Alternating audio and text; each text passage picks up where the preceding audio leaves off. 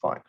So if we look up the definition of the word bias, and this might be something that you've heard of, goodness knows, in this day and age, there's a lot of talk about biased news reporting and things like that. But if we look up the definition for the word bias, we see that it's defined as prejudice in favor of or against one thing, person, or group compared with another, usually in a way considered to be unfair.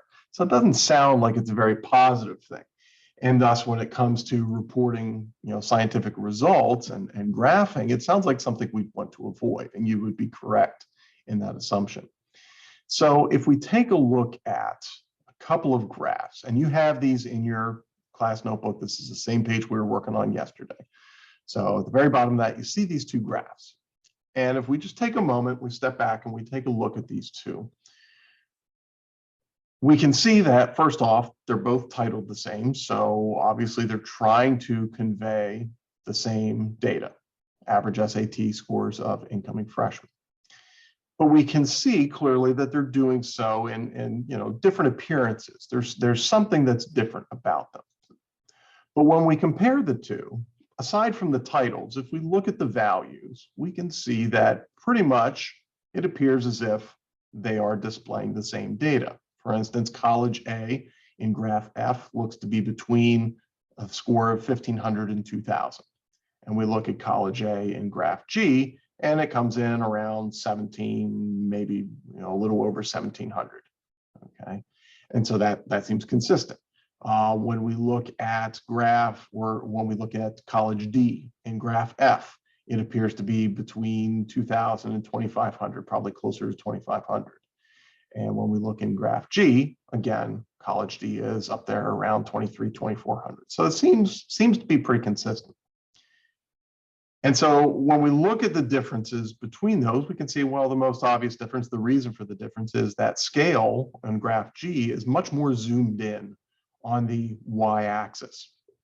And one might say, well, okay, that makes sense. We're focusing on the areas of difference. But when we consider, when we just take a quick glance at these graphs, and really we're visual creatures. A lot of times the first experience that we have is a visual one, in many cases, not for everybody, but we have a visual exposure to these graphs. And immediately, whether we intend to or not, our minds start processing that data and start forming some conclusions, okay? And so the data is the same, but is the meaning, the context of the data, all right, is the meaning that's being conveyed the same? And as we look at these two, I think we can agree that there's a different message that's being conveyed, intentionally or unintentionally. I mean, that's another debate. But fact of the matter is, when we look at both graphs, undeniably, College D has higher average SAT scores of incoming freshmen than College A does. I mean, that's unmistakable. But when we look at graph G, notice that bar for College D, okay, compared to the bar for College A, that looks like it would be very easy for someone to look at that and say, well, that bar is like, what, 4 or 5 times higher, okay, than this one is. And so the conclusion might be arrived at, early on, well, College D has average SAT scores that are 5 times that of College A, which is not the case. Even if we just compare the values, if you take the time to look beyond just the visual comparison and look at the values, you can see, okay, yeah, it's higher, but it's not 4 or 5 times higher like the height of the bars indicates, okay? Over here, you have that much more zoomed out view, and you can see the rest of, from 1,600 down where they're all the same, okay?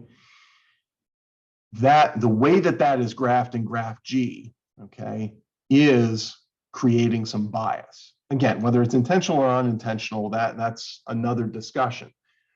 But by zooming in like that and creating this appearance, there's the potential, not guaranteed, because The viewer might be aware enough to look not just at the picture, but actually look at the context, look at the y-axis values and see, all right, this is starting at 1600.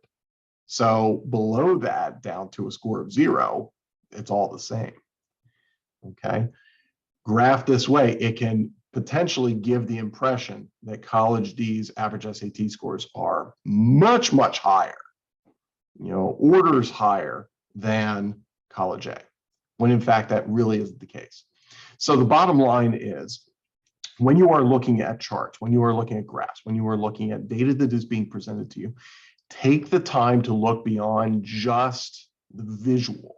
And it's easy to make graphs look really pretty and impressive and fancy looking. But take the time to go beyond just the visual and look at the context, look at the axes, read the footnotes, make sure you understand what context is the data being presented in, okay, in order to avoid that bias.